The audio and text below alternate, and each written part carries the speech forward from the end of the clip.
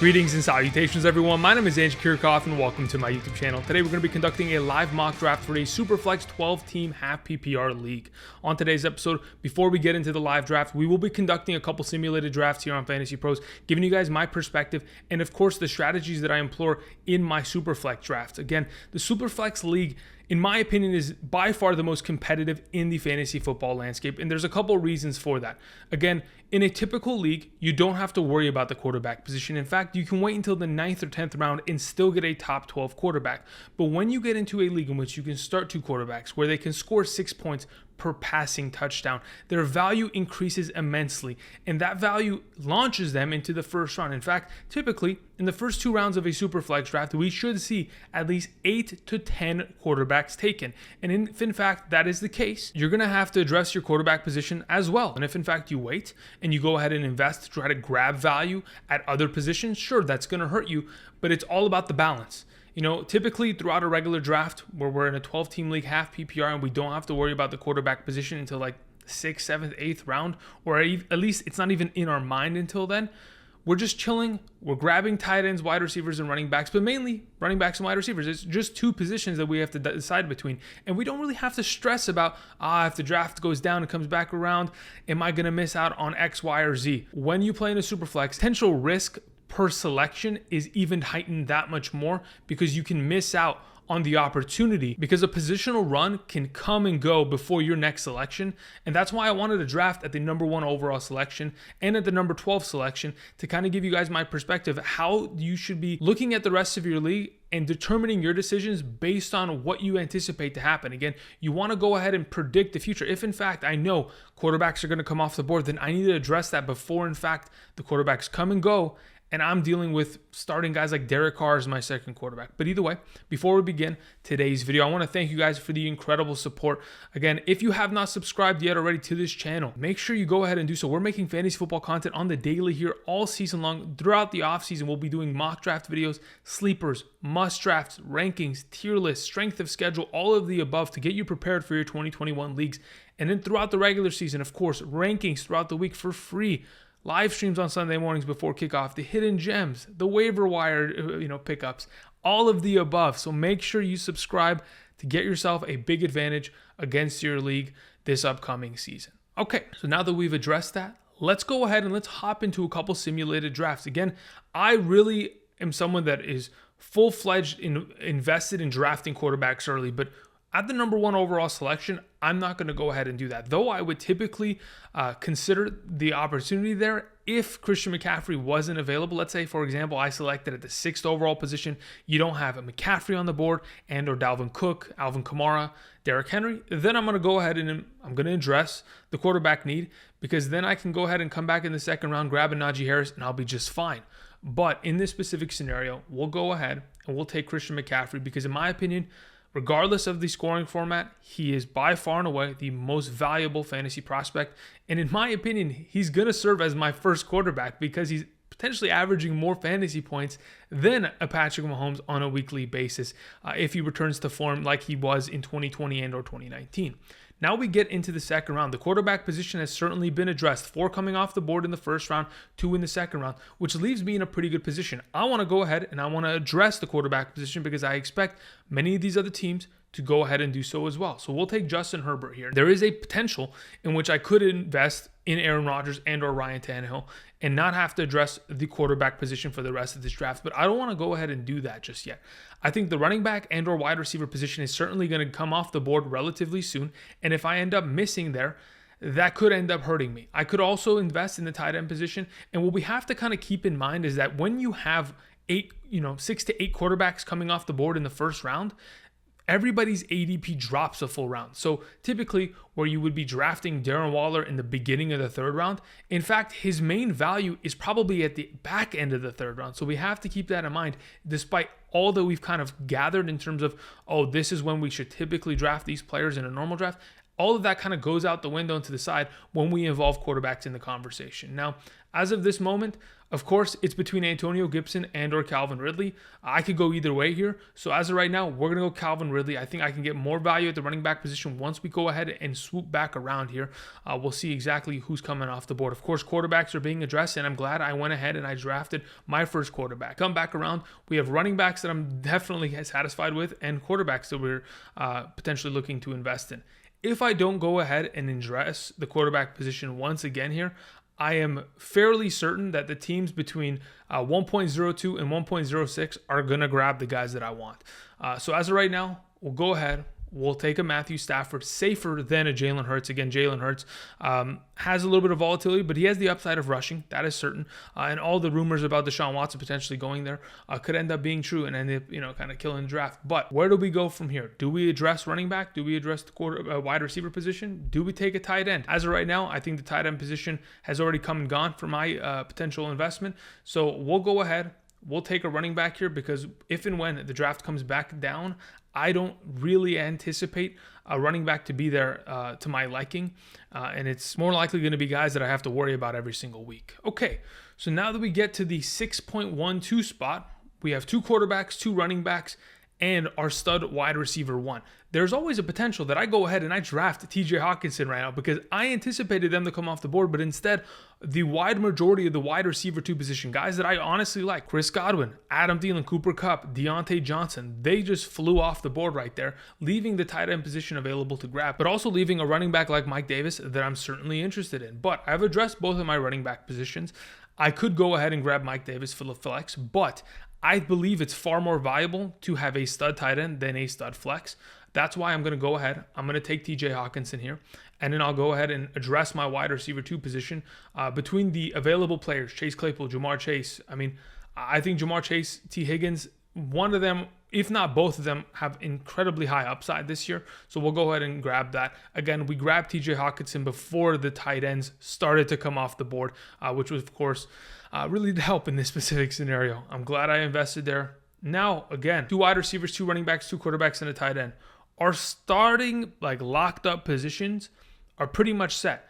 I didn't anticipate grabbing a Chris Carson in the 5th round, but again, the ADPs are going to mismatch and they're going to drop accordingly. Of the players that are available, again, I look at the board and I think to myself, I certainly still need another wide receiver position. If I'm going to be starting 3 wide receivers, and if not, even having a 4th wide receiver rotate in, if in fact an injury occurs into that case, I need to also grab a wide receiver. So as of this moment in time, I do like Brandon Cooks. He's potentially going to be the number 1 wide receiver for his respective team and probably get every single target. Again, a lot of people look at the Houston Texans and see an absolute dumpster fire. And I see that as well, but I also see fantasy points that are available. We saw the Jacksonville Jaguars last year, and from the outside looking in, we saw a dumpster fire, but it created a monster by the name of James Robinson and gave us hope for guys like Laviska Shenault on a weekly basis to end up being, viable fantasy options. So even though an offense can be underwhelming from the outside looking in, there's still going to be guys that produce on a weekly basis. They're still professionals. They're still being played to play, and they're going to be able to ball out at times. So Brandon Cooks, come on home.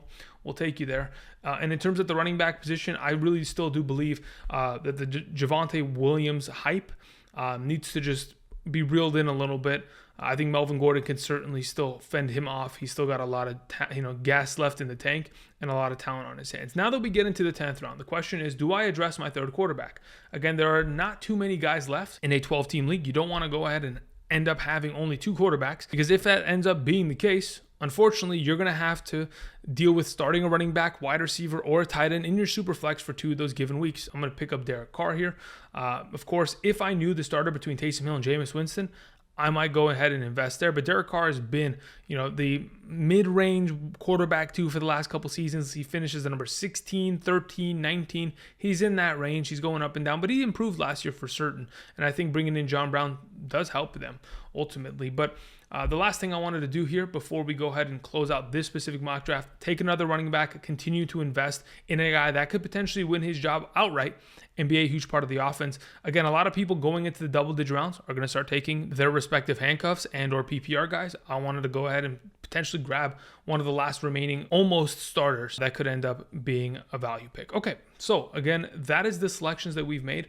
Our team currently looks like Christian McCaffrey with Chris Carson as our 2 starting backs, our wide receiver core of Calvin Ridley, Jamar Chase, Brandon Cooks. Again, my third wide receiver has a little bit of a discount. Of course, I could go and draft guys that are sleepers. Cole Beasley is always a weekly stud, 10 points in a half PPR league, maybe even more in a full PPR. Darnell Mooney's kind of sneaking around there. If Justin Fields ends up taking the job, could have a little bit more confidence there. But I've solidified a great quarterback room of 3 guys that I'm confident with that I can start every single week and not have to worry about them. I've grabbed my stud tight end. That's pretty much it. Again, it's all about anticipating what is going to happen for the rest of your draft and making sure you address the position before the run comes and goes. We'll move on to picking from the number 12 spot and see how it potentially ends up. All right, so I am selecting at the number 12 spot all the way down there. I've gone ahead and adjusted the camera. My apologies for the last time we did a mock draft, but either way, the available players, I went ahead and I was already starting to sift through and imagine, man, Davante Adams didn't come off the board. All right, what else didn't come off the board? Ezekiel Elliott. This is a scenario in which I'm not going to draft a first quarterback here. I'm going to have to wait because the value of grabbing a Zeke and grabbing Davante Adams, 2 of the top 5 of their respective positions, is far too valuable. Again, Travis Kelce coming off the board and a slew of quarterbacks following. Again, I missed out on quarterback. I really did. I'm going to have to recover by potentially drafting someone that is in the bottom half of the QB1 conversation of the available players that are remaining. Ryan Tannehill seems to be the best option as of right now, so I need to address that. I'm going to go ahead and invest in Ryan Tannehill because if I let the draft come and go again, I'm really going to be in trouble having to start Ryan Fitzpatrick every week. And though I can survive with that, I really want to at least grab 1 running back and 1 quarterback within my first 3 rounds. The next investment I make is going to be crucial. I immediately saw that Travis Kelce came off the board, but George Kittle on the same team. I don't know what this simulation is doing, but so be it. Let's say it doesn't really matter what that team selected. The whole point is 2 tight ends came off the board prior to my selection, and Darren Waller is still on the board. I look at the wide receivers that are available, low-end wide receiver ones. I think Darren Waller could score more points than them, and the drop-off in production at the tight end position is far more significant, making him an automatic selection there at the number 4. So I've selected a top 5 running back, my number 1 wide receiver, a top potential 10 quarterback, and my number 2 tight end. I have studs across the board, and now it's about building, potential depth here. Do I invest in quarterback? Do I invest in, wide receiver or running back here? Because I don't need a second tight end. Of course, I could end up grabbing a Hawkinson and throwing him in as my flex every week, but I need to address other positions, specifically running back. Those positions are going to start flying off the board relatively quickly if I don't jump on it immediately. As of right now, with the available players that are left, I'm thinking of potentially waiting on wide receiver. I take DeAndre Swift here and Darrell Henderson, grab 2 stud running backs, put 1 at my second starting running back spot, 1 in my flex, and hope that the wide receivers that come back to me aren't the absolute worst. So when we see what is there on the board, we got guys like Chase Claypool, Jerry Jeudy. I am 100% more than ecstatic to invest there, but I can only have 1 of them. Again, the quarterback position, I didn't go ahead and grab one in that following round. I potentially could have taken a Ben Roethlisberger there and been safe, but as of right now, I still need to address my second quarterback. I do like Chase Claypool. We'll go ahead and invest in him, but we need to address our second quarterback position immediately. Seeing as what is available, Baker Mayfield, Tua Tagovailoa. We have, of course, Ryan Fitzpatrick, Daniel Jones, Derek Carr. The team next to me doesn't have their second quarterback, neither does that team. There is at least 5 teams that don't have a second quarterback. If I let the position go down and come back around, am I going to be starting Derek Carr as my second quarterback? Yes, potentially. Am I okay with that? Probably not. I'll go Tua here. I mean, again, it's a risk, but it's a risk I'm willing to take as of right now. Watch, nobody's going to pick quarterback because, okay, there we go. I was expecting, well, yeah, I didn't want Derek Carr as my Deshaun Watson. Yeah, he would have went away earlier. Anyway, that's besides the point. We're just trying to at least simulate and see what we can do. Again, I didn't go quarterback in the first 2 rounds because the value of Ezekiel Elliott and Davante Adams were far too prominent for me to go for that. Also, Darren Waller grabbing 2 running backs that could be upside wide receiver 1s, potentially high upside RB2s with Swift and Darrell Henderson. These are things that I just had to do. And though I'm going to sacrifice quarterback play, this is another, strategy about it. Again, with the first selection that I had to grab quarterback early. I had to make sure that I addressed that, because if I let it go, it was going to go. At least this time around, I was able to grab one of those two quarterbacks and survive and hold on while building a lot more depth. So hopefully this kind of gives you a little bit of perspective. I want to hop into a live mock draft. I'm going to add some people from the Discord community server. If you have not yet already, join that. It's down in the description below. There we talk about fantasy football all day, but of course I'm going to be trying to do as many mock drafts as possible with you guys. So I'll try to add you guys to them. I'll just be randomly posting, and hopefully you guys can join. So until then, we'll see you right there. All right, so we're going to be live mock drafting as of right now. This is a half PPR 12-team Superflex league. I do have the number 1 overall selection, and I'm going to go ahead and begin making my selection here. Of course, at the number 1 overall pick, like I mentioned earlier, it's all about whether or not you want to take that quarterback. But as of right now, I'm comfortable with the idea that the quarterback position is going to come back to me in the 2nd/3rd round. So I'm going to take the best fantasy football prospect as of this moment in time, which is Christian McCaffrey. I do anticipate, similar to the drafts that we did earlier, for at least maybe 8 to 12 quarterbacks being drafted before I get my next selection. If in fact that's the case, of course, I'm going to immediately have to address the quarterback position and then go with the following and see how everything pans out. But until then, we'll keep you updated as soon as we come back around. Okay, so as you can see on screen, we are almost at the 2nd/3rd round turnaround here for my next selections.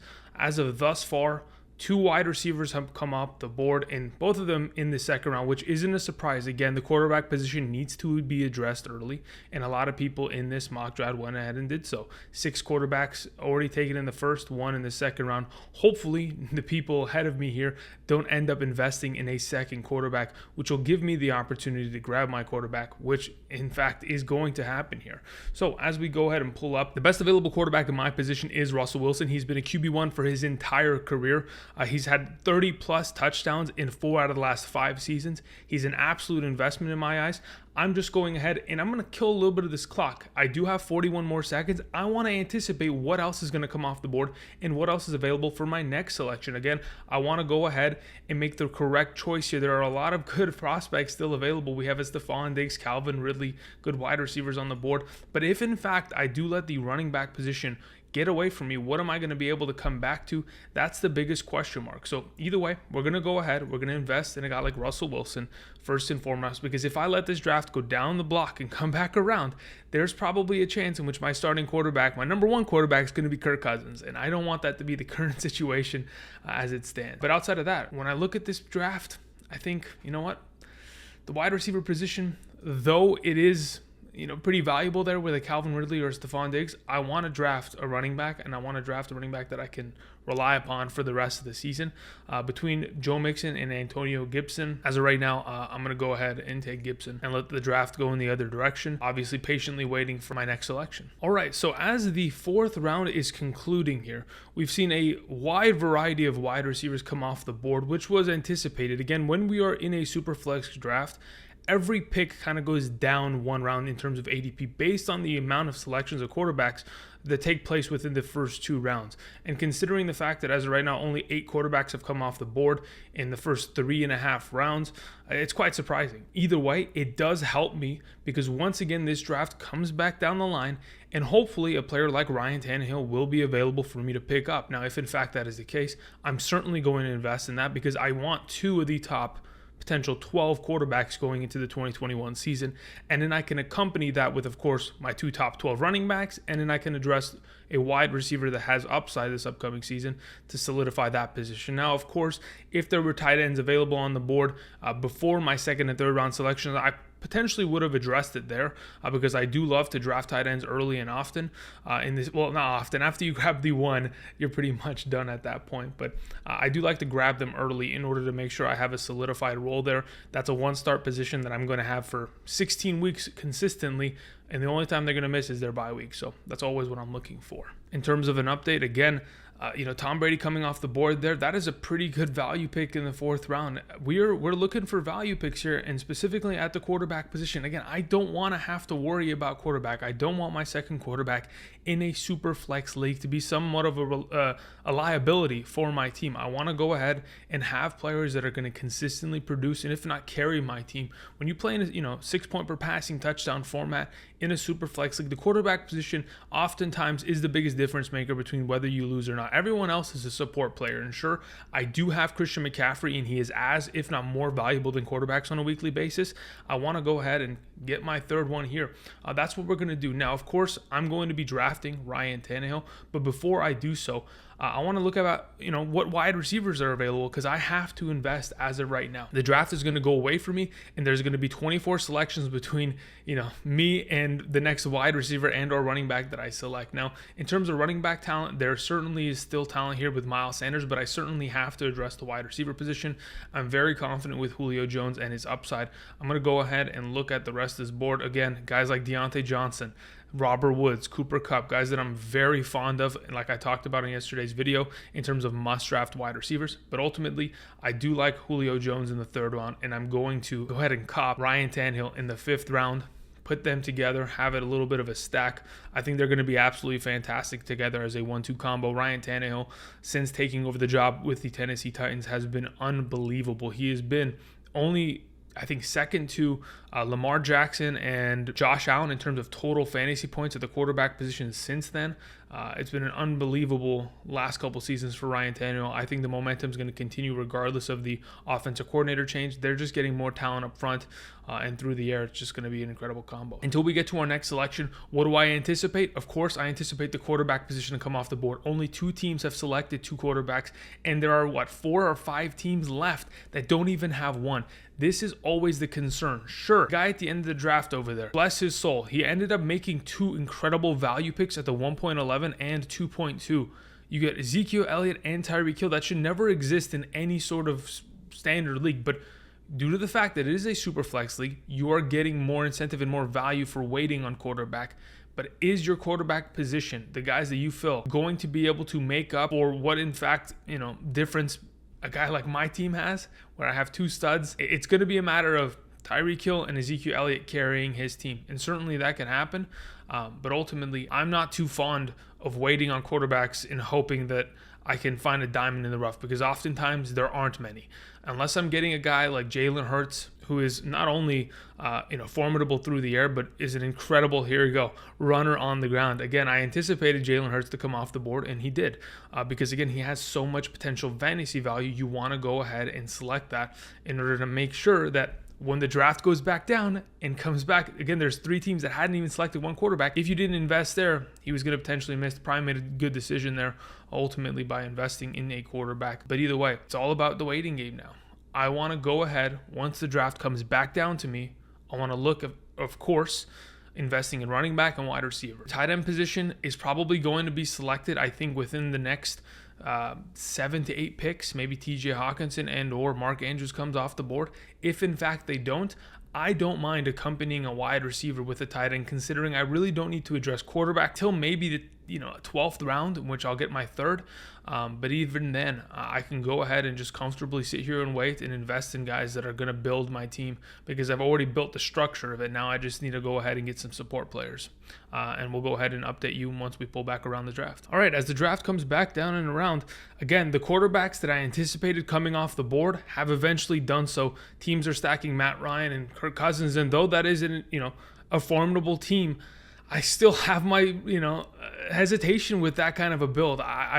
I don't know if I can trust in Baker Mayfield or Kirk Cousins or Trevor Lawrence being my second quarterback in this kind of a format. But either way, we're going to, of course, see some quarterbacks come off the board prior to my selection and or after my selection, because, again, none of these teams have taken their second quarterback. If, in fact, they plan on investing in that, I think right now could be that moment, which will, of course, give me the ability to go ahead and grab some wide receivers. Again, wide receivers in the 6th round, Robert Woods, Adam Thielen, Cooper Kupp, Tyler Lockett, all guys I would would have selected if in fact they had fallen to me. TJ Hawkinson's coming off the board. Kyle Pitts has come off the board. This gives me a great opportunity to address my tight end position, grab the last tight end that I believe in the fantasy draft, which is Mark Andrews, because again, the two teams that select before me right now have already selected their tight ends. They're not going to readdress that position. They will go ahead and alter a variety of other positions that they need to address. I'm looking at wide receiver. I'm looking at tight end. Of course, Mark Andrews, like I mentioned, is still on the board. But who else is available at the wide receiver position? None other than, of course, Deontay Johnson. If they let Deontay Johnson drop down to me, oh my God, he did it. He told me he was going to snipe me. Oh my goodness. All right, either way. He didn't address the second quarterback position. I can't punish him on that. He went ahead. He selected the player I wanted. But first and foremost, I wanted Mark Andrews. That was a given. Now, in terms of the wide receiver position and what I can address here, there are other talented plays here. I honestly really do like the idea of taking Chase Claypool here, another Steelers wide receiver that has a lot of upside this upcoming season. But again, let's look at running backs, make sure that there's nothing there that we'd be missing out on.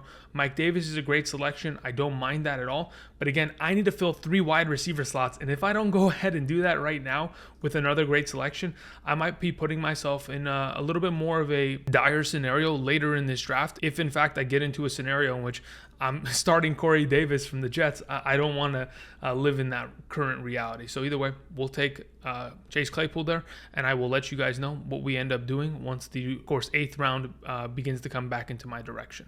Okay, as the draft has come back around, of course, the quarterback position has been addressed, a couple tight ends off the board, but ultimately, it is back to my turn. And what am I looking to expand in terms of my roster? I'm trying to build depth. I'm still trying to acquire starters. A wide receiver 3 would be clutch, and of course, a flex running back would be something that I'm certainly interested in a half PPR scoring format. We have a lot of great options, but I'm going to take Devontae Smith of the Philadelphia Eagles. That's an investment for the future. Yes, I know he's dealing with an MCL sprain as of right now. He'll be out for a couple weeks, but ultimately he's going to be the number 1 wide receiver of the Philadelphia Eagles offense, so I certainly want to go ahead and grab that. Now, in terms of another possibility, I look at these running backs and I think, sure, maybe Zach Moss can win his job. Maybe James Conner can win his respective job, but is it worth me going ahead and sending a flyer out right now? Or do I wait and let the draft come back to me and go ahead and take PPR backs like James White, like JD McKissic? I'm going to take one more stab at the running back position because I haven't in a while. I'm going to stab in the direction of, let's go with Damien Harris. I know it's tough, but I'm going to take a stab in the direction. The reason why I do this and why it's such a tough decision, you hear me sigh in pain and suffering, is mainly because the New England Patriots have been a very formidable running offense. Cam Newton last year did absorb a lot of that total overall value, but if Cam Newton does not last for very long in this offense and Mac Jones takes the starting position, I expect Damien Harris to be the lead back and be the lead running back down in the red zone and to, of course, excel with at least, 9 touchdowns this upcoming season. But that, again, is all contingent on the fact that Cam Newton ends up losing his job. But we're going to have to wait and see. Again, Damien Harris, it's definitely a risk, but the stab that I'm willing to take. Again, when we get into these 9th, 10th rounds forward, we're really just taking players that are, of course, giving us depth, but are guys that eventually could either pan out or won't pan out. The guys prior to that, I anticipated being my stud players for the entire season and guys that I wanted to rely upon every single week. But either way, we'll see how it goes, and I'll update you once we kind of pull back around going into the 10th round. As the 10th round makes its halfway point, we can already see from the draft board, a couple teams have addressed their 3rd quarterback. That is something that I want to go ahead and do potentially in my 12th round. But if in fact teams ahead of me start grabbing their 3rd quarterbacks, that might go ahead and pressure me into doing so, because in a 12-team league in which you can only start 2 quarterbacks, making sure you have a 3rd quarterback on roster in order to fill them in for bye weeks is absolutely essential. There will be 4 teams in this league without a 3rd starting quarterback come week 1. Now, of course, there's the chance that Justin Fields and or Andy Dalton, they go back and forth and end up figuring out a starter later down in line. But majority of the teams in the National Football League come week 1 are going to have their starter. And the only way that that's going to be replaced is if an injury takes place. So we're going to end up seeing what exactly transpires here. But as we come back around, interestingly enough, there are a couple players that we talked about a little bit earlier that I like. In terms of the wide receiver position, there are guys here that interest me. I think Tyler Boyd is an incredible investment in comparison to the fact that he's been a consistent wide receiver for the last 3 seasons for this offense, and he plays in the slot. He's going to get himself upwards of 90 to 100 targets. I understand that there's Jamar Chase and there's T. Higgins, but Tyler Boyd is going to find himself open a lot this upcoming season. And another wide receiver, could we potentially invest there? Sure, there's definitely a possibility of that. But I honestly do think that if the draft goes back down and comes around and I'm in a bad spot, I don't know if I want to be investing in Jimmy Garoppolo's this upcoming season. So as of right now, what we'll probably do in order to be safe, considering I don't anticipate any news to unfold from Deshaun Watson, I'm going to take my third quarterback just to be safe here. If in fact, of course, Deshaun Watson was a starter for a team, he would have been selected within the first 2 rounds. So I'm just going to go ahead and imagine he wasn't there. Take a Ben Roethlisberger, lock down my third quarterback in order to make sure that I'm not one of the 4 teams that doesn't have their third quarterback and has to rely upon putting a running back or a wide receiver in my super flex spot in the 2 given weeks that my quarterbacks have bye weeks. And what would be absolutely catastrophic would be, of course, the fact that if I get to a scenario in which I can't start a second quarterback there and I only have one on a given week and I have a bye week, the chances are I lose. And I don't want to lose 2 given weeks because I didn't invest in a quarterback early enough. So I went ahead and addressed that. As the draft comes back down to me in the 12th and 13th round, again, we're continuing to build depth at the running back position and at the wide receiver position. We're going to look for running backs that specifically can benefit from the idea of their starters going down with an injury, but also still present a lot of value. I went ahead and already drafted Antonio Gibson. The idea of getting a J.D. McKissic isn't out of the realm of possibility, considering again the fact he is going to be the handcuff in this scenario. Is he going to get as much receiving work as he did last year? Probably not. But either way, it's an investment and sort of a handcuff altogether.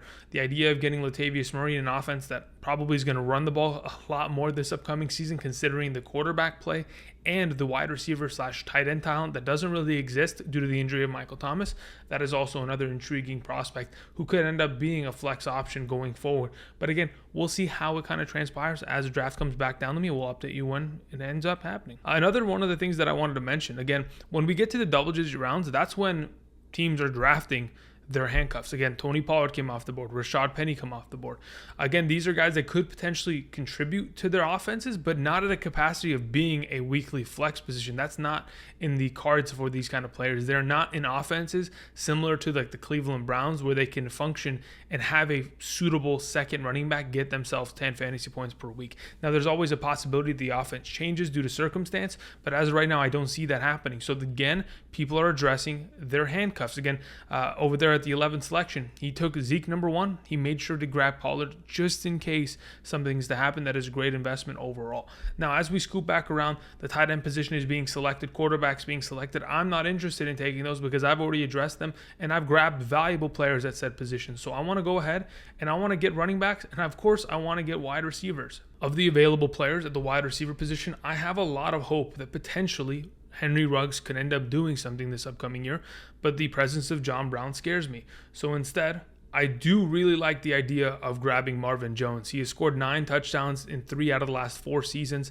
The 4th season in that specific scenario, he was injured for majority of the season, only played 8 games there. So again, a great investment in my opinion. He could potentially end up being the number 1 wide receiver of that Jacksonville Jaguars offense. A lot of people are kind of sleeping on him. In terms of the running back position, I look at guys that can be handcuffs, of course, but also can function outside of that. I look at Jamal Williams, and I absolutely love this selection, and I'll tell you exactly why. Anthony Lynn, the former head coach of the Los Angeles Chargers, has been, outspoken about his usage of running backs. He used to be the running backs coach for the Buffalo Bills prior to acquiring the job in the for the Los Angeles Chargers. Now, of course, he is the offensive coordinator for the Detroit Lions. The reason I mention all of this is because in the last 5 seasons, the Los Angeles Chargers have given their running backs the most opportunities amongst all teams in the National Football League. Again, ahead of the New Orleans Saints, ahead of the Tennessee Titans or the Dallas Cowboys by a long margin. I mean, in terms of the opportunity they get on the ground, it's certainly there, but through the air, that is the biggest difference maker. Austin Eckler and Melvin Gordon were able to function in the same offense together and be, a Nick Chubb / Kareem Hunt combo, but with even more upside because of their receiving potential. I do think that Jamal Williams can certainly fill in that offense as a Austin Eckler role, a guy that's going to touch the ball on the ground upwards, maybe let's say 8 times, maybe that's at max, probably 8 times. but through the air could end up seeing himself 6 targets in a game, be a PPR threat, and also has the ability to be a handcuff and fill in. We saw him fill in for Aaron Jones last season. In the 2 games that he played, he had I think upwards of 16 fantasy points in a half PPR scoring format. So again, he is a formidable running back that can certainly take the reins of a starting job and run away with it. We went ahead, we addressed that there. And as the draft comes back around, of course, defenses are beginning to be selected, handcuffs left, right, and center, quarterbacks, of course, coming off the board. But this pretty much concludes the entire structure. I wanted to go ahead and implement this into a live draft. I went ahead and did so. Hopefully this kind of helps give you guys perspective. There are other teams here that are built well, but it's all about whether you're willing to wait. Again, this team over here with the Dolphins logo didn't address quarterback till the 9th round and the 12th round. I don't think that is a viable option in any capacity. I understand you have Eckler and Derrick Henry, and anytime you can have Eckler and Derrick Henry, 2 of the top 10 running backs on your team, that's fantastic. On top of that, you have yourself potentially 2 of the top 12 wide receivers. My goodness, that is incredible value. But when you ignore the quarterback position, it is going to lose you the league. Purely, that is how it works in a super flex format. And if you are not willing to address the quarterback early, then you cannot play in this league because you're not going to be able to compete. Unless, of course, Sam Darnold is the next coming and somehow is going to throw 50 touchdowns this year. It's going to be tough. Either way, hopefully I give you guys a little bit of perspective. Hopefully this helped on today's video. Again, thank you guys for watching. Make sure you subscribe if you have not yet already. Click that like button down below. And until tomorrow, we'll be, of course, making content like we do every single day here on the channel. I'll see you guys. Peace.